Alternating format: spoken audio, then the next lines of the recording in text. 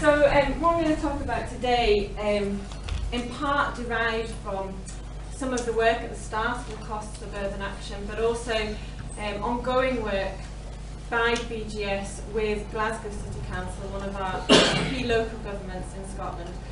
And so from both of those work areas, what came about was a UK Research Council fellowship, which is funded by the Natural Environmental Research Council. And it came about because there was a realisation of the extent of the gap between of the awareness of what existing environmental data is out there, produced by universities, but critically by geological surveys, and its relatively limited impact to the planning policy of cities, and the recognition that cities are key areas and ones which perhaps have been under-researched in the past. So this is from a UK perspective, but I think it has common elements to the European picture as well. So what we find in the UK is that we have large amounts of high quality surface information, either from the private sector or which has been developed by public sector research, but neither really has a significant impact to planning policy. So some of the examples are that Glasgow at the minute has the most comprehensive UK subsurface model, which was developed specifically to inform city processes of planning. But yet it has limited impact to informing planning policy. Local governments are largely unaware of what existing data sets are already available, and the fact that they are paid for freely by the national government for them to be free to use to inform policy. And there is limited organisational awareness and understanding between local governments and the Geological Survey and Research Institutes. What are some of the key questions? How do each of our organisations operate?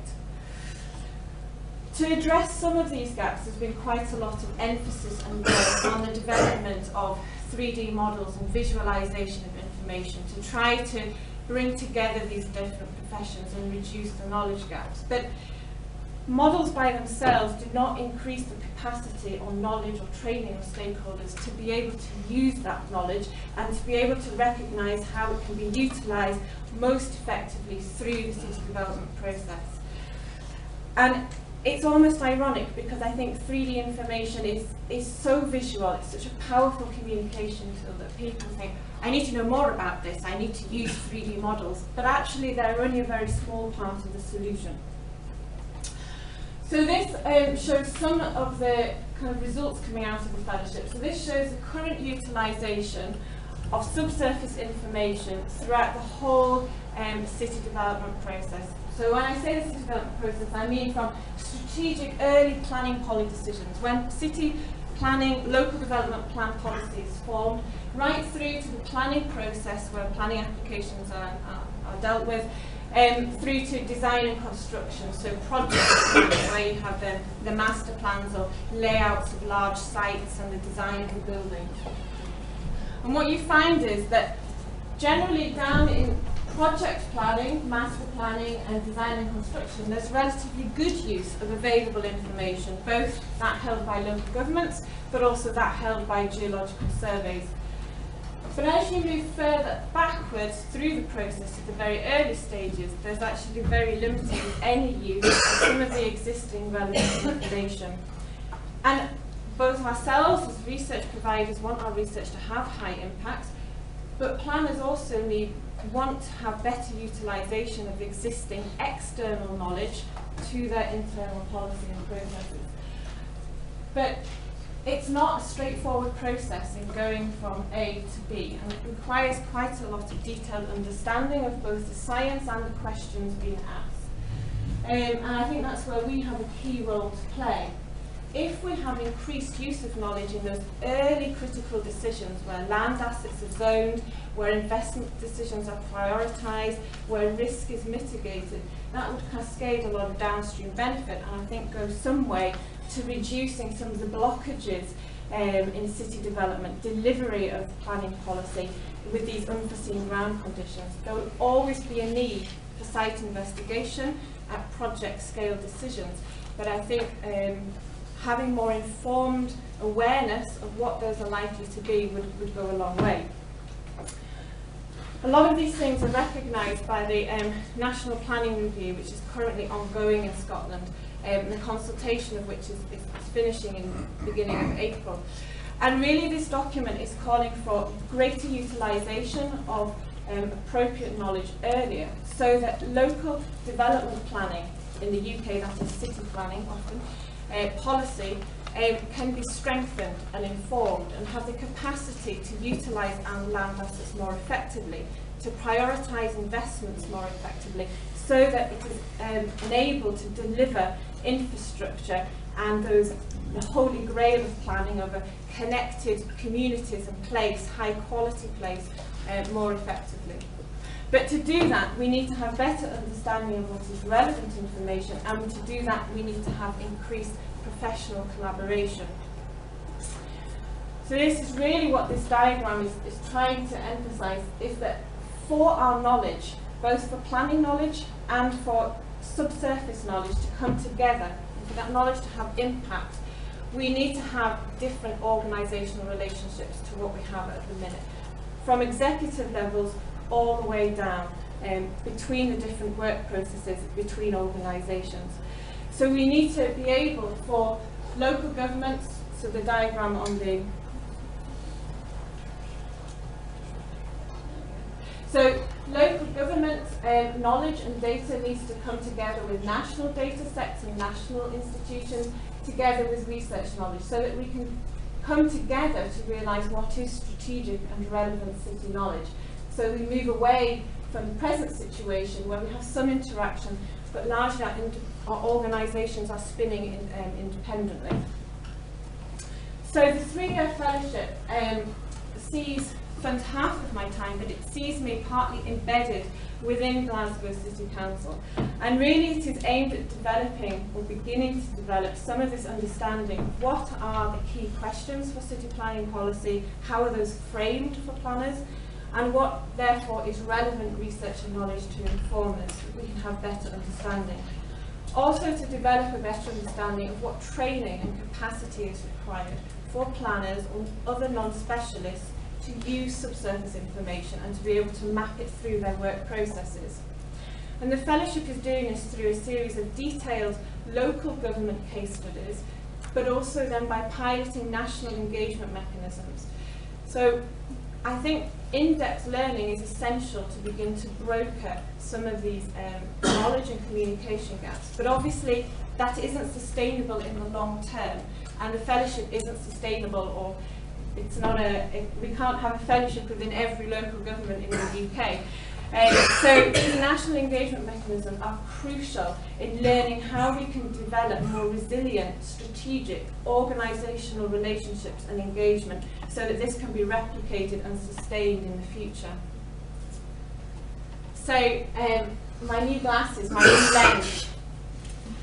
It's fascinating working in a different organisation to your own, but also I would emphasise that it cannot be underestimated the amount of time it takes to fully understand how a different specialism, a different profession works, what their constraints are, what their remits are. That's essential for us as research providers and knowledge providers to fully understand how it is most appropriate to engage with different professions. So some of the things which I've been sort of learning through this is that within BGS, at multiple levels, we have quite a limited understanding of the full range of decisions which strategic policymakers and local government have to make in order to develop planning policy and deliver it. We also have quite limited understanding of what the capacity is of all the different levels in local government, which it may be relevant in different ways for them to use our knowledge. We have quite limited understanding of their differing capacity to use our information, and then what training and guidance we must supply and provide to help kick-start that utilisation. Within local government, within strategic levels, managerial levels and executive levels, I think there is a lack of awareness of the knowledge held by BGS and the existence of BGS, as was just highlighted before, and that we are a key go-to organisation and research and knowledge provider. But it's not an intuitive link to those executive levels. We're not visible enough. And there's also limited understanding as to how different types of information of different accuracy, precision and scale have different relevance and appropriateness to different scales of decision. That's scientific understanding to be able to do that, and there needs to be greater communication of that. But interestingly, the geotechnical and environmental teams have high capacity and high utilisation of our knowledge, and I think that largely stems from the historical engagement where we've largely engaged with that sector of local governments and perhaps less so with the more strategic policy areas. And this is another kind of key learning outcome, is a lack of, or a ambiguity and a lack of clarity in geoscientists as to what the term planning means. And we see in a lot of presentations and reports, geoscience for planning, geoscience informing planning, but when you actually delve down into it, it's planning of projects, it's planning of regeneration areas. It's not planning, the strategic planning policy, which is where the greatest gains are. And I think having a clearer overview of the whole city development process and how planning comes into that in different ways is very important.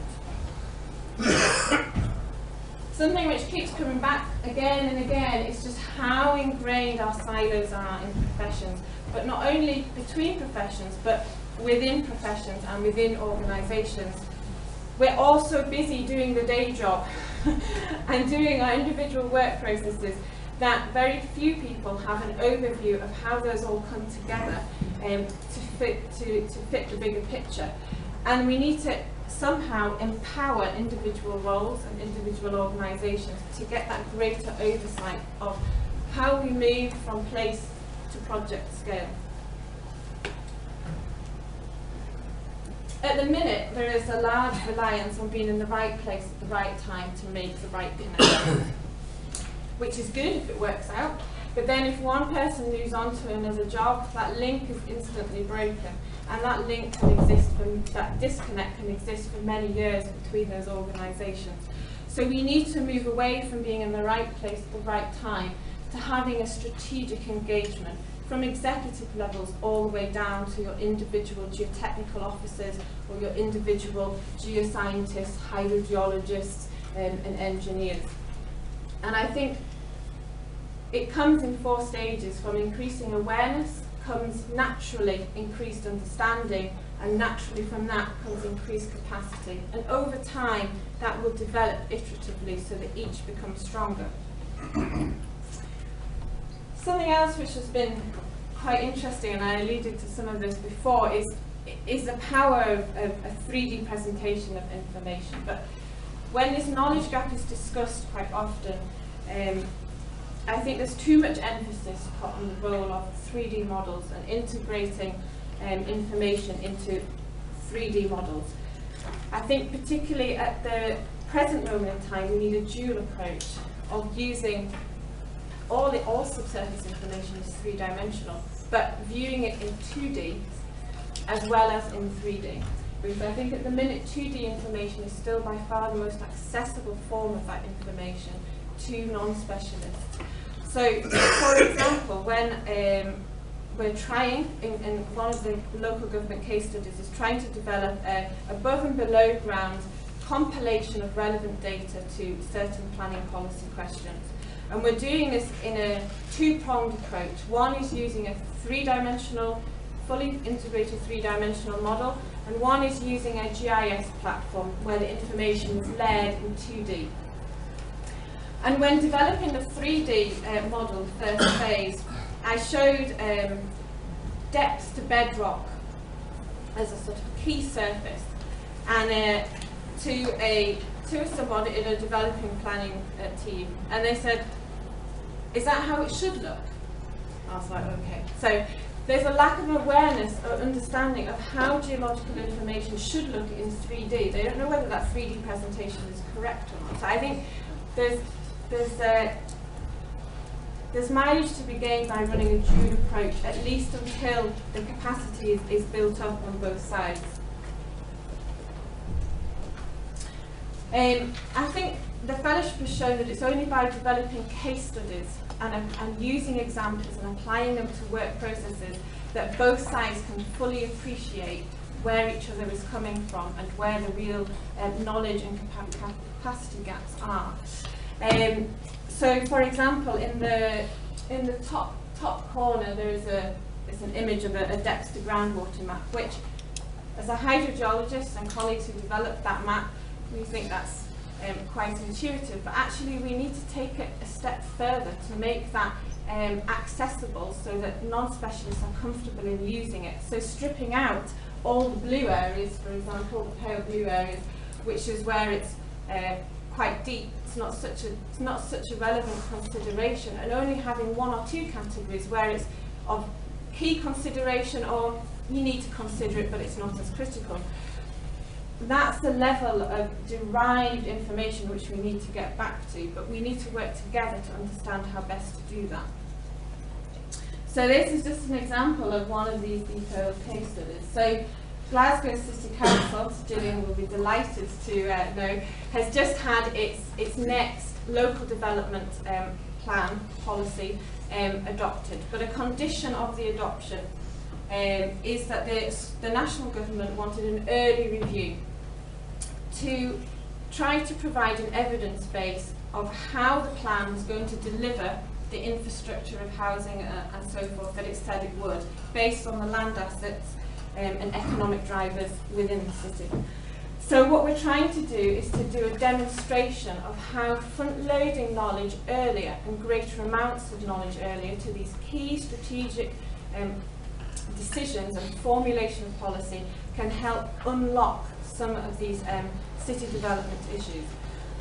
And this really, to my knowledge, is the first time that a geological survey information in the UK has been applied to these types of decisions. So what's shown here is thickness of the unconsolidated deposits, which in other words is almost a proxy of depth to bedrock. So that could be used as an indicator of your available underground building space in conjunction with your depth to groundwater. And we're beginning to look at how this type of subsurface information is relevant and could be refined and translated further to inform these policy decisions.